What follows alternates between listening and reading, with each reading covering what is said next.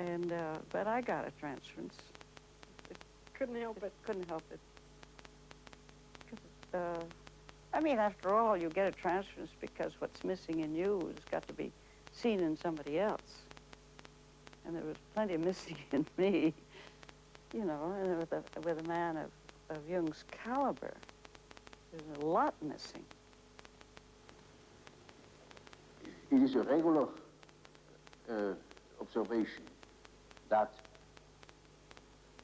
when you talk to an individual, and this individual gives you insight into its inner preoccupations, interests, emotions, in other words, hands over his personal complexes, then you get slowly and nilly-willy into the situation of a sort of authority, yeah. You become a point of reference. You know you are in possession of all the important items in a person's development. Now you see, that creates an emotional relationship to the analyst. And that is what Freud called the transference. Yes. Which is a central problem of analytic psychology. It is just so as if these people had handed out their whole existence, and that can have very peculiar effects upon the individual. Either they hate you for it or they love you for it, yes. But you are not indifferent to them.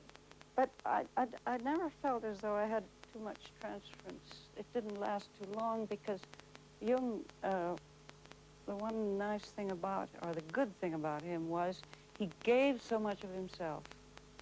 He just gave you everything he had. So it wasn't as though you had a hangover. You got it all, you know? I never felt in awe of him. I just thought sometimes he was funny. When we used to have a little argument about God, he said, you know, I'm not so sure about God. I'm perfectly willing if he shows up, fine. I used to say to you, of course, if he shows up, he'll probably look like you. And, but I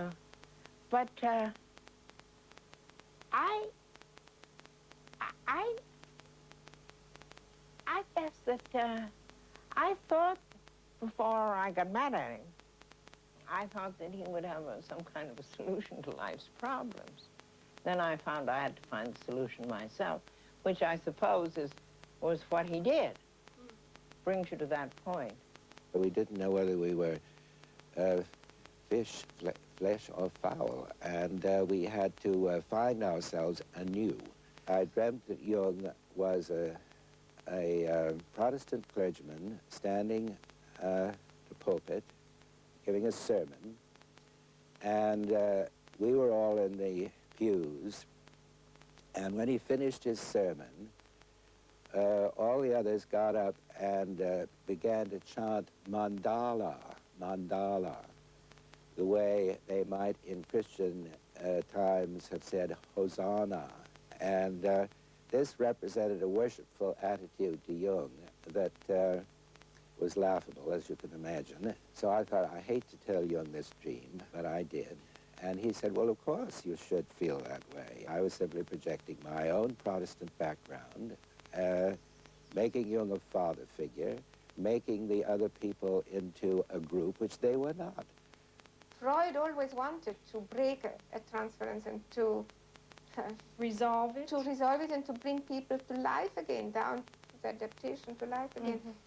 But Jung had another point of view, had the feeling as long as we have a strong transference, one must serve it, because he said there is a greater personality involved in transference. know what this greater personality has in storage, and so we must serve it. And that was tremendously difficult for Jung. He often told us, you see, I should have 10 lives in order really to follow the development of the integration process so deeply as he did with us all. Yes. But that was also what interested him. He many times said, without you women, I couldn't have developed my psychology. I had a case that was an intelligent young woman. She was a student of philosophy, very good mind, where one could expect easily that she would see that I am not the parental authority. But she was utterly unable to get out of this delusion. And in such a case, one always has recourse to the dreams. It is just as if one would ask the unconscious, now what do you say to such a condition? You see, she says with the unconscious, of course I know you are not my father, but I just feel like that. It is like that. I depend upon you.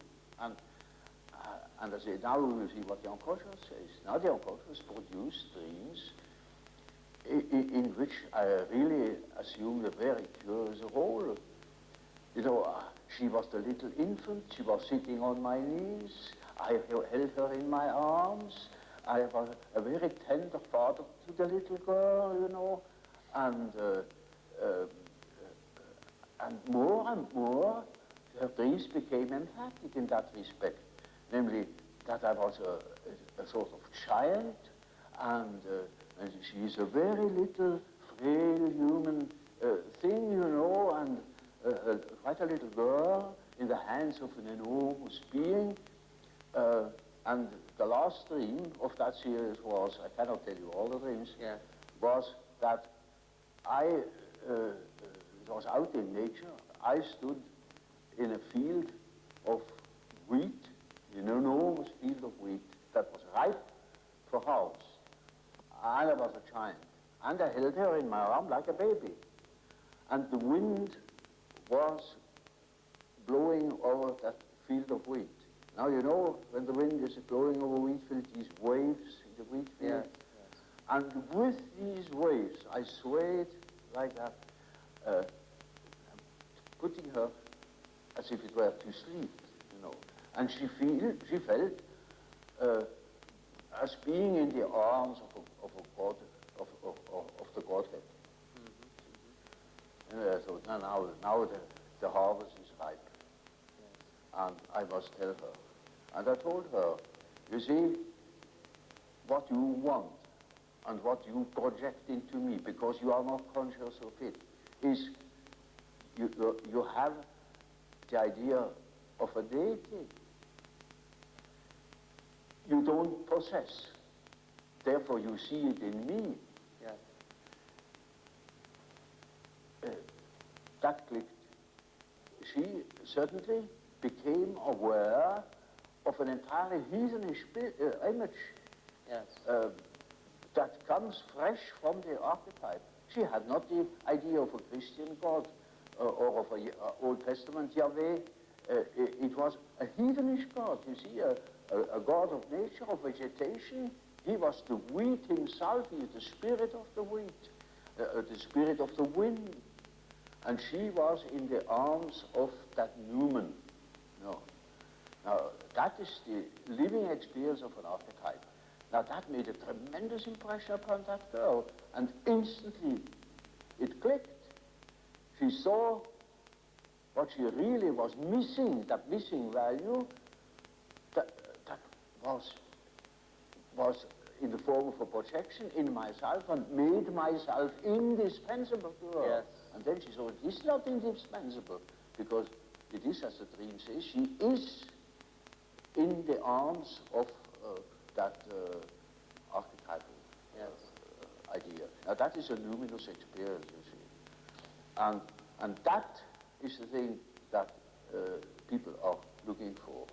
Yes. An archetypal experience that gives them an incorruptible value. You see, they depend upon other conditions. They depend upon their desires, their ambitions, depend upon other people, because they have no value in themselves. They have nothing in themselves. They are only rational, and they are not in the possession of a treasure that would make them independent. But when that girl can hold that experience, then she doesn't depend anymore. She cannot depend anymore because that value is in herself. And that is a sort of liberation. Yeah? And that is, of course, makes her complete, you know. Inasmuch as she can realize such a luminous experience, she is able to continue her path, her way, her individuation. The acorn can become an oak and not a donkey. If you have a relationship to C.T. Jung, then you have to work on it, and the meaning is a result, perhaps, you see. I can say I projected on him a father, but I also projected on him a mother, you see. And the one who accepted me, I could say. And from this, in the course of the years, I found a place in this world. I found a place in myself and in the world. A transference is a projection. Yes. So I projected on him this and that, and he took it seriously, and he acted accordingly. But he never laughed at it. He accepted it. He accepted it. I remember once a patient wanted to marry Jung. She was convinced that he was the man for her and for her lifetime. In vain, Jung explained to her that he already was married. She continued to be convinced, and therefore Jung accepted. She went on, prepared a marriage dinner, had printed cards, everything was ready. Jung continued to accept in full confidence of unconscious reactions coming from the patients or from him. And the day before the planned marriage, he got an express letter from the patient telling him that this night God had told her that unhappiness, the marriage would not be possible. The patient came out of her psychosis, had always in her memory this event, and was completely balanced afterwards. That's how Jung handles the transference situation as a full reality, and having fully confidence in the unconscious, which would lead the patient and himself through the seemingly difficult situation.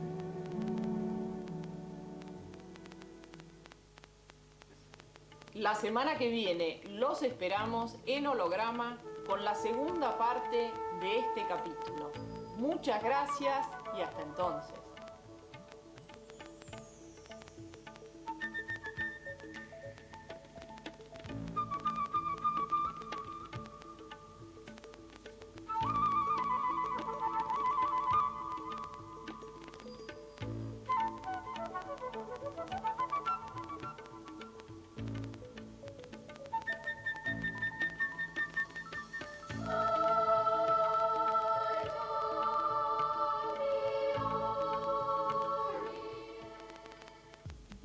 Bienvenidos a Holograma.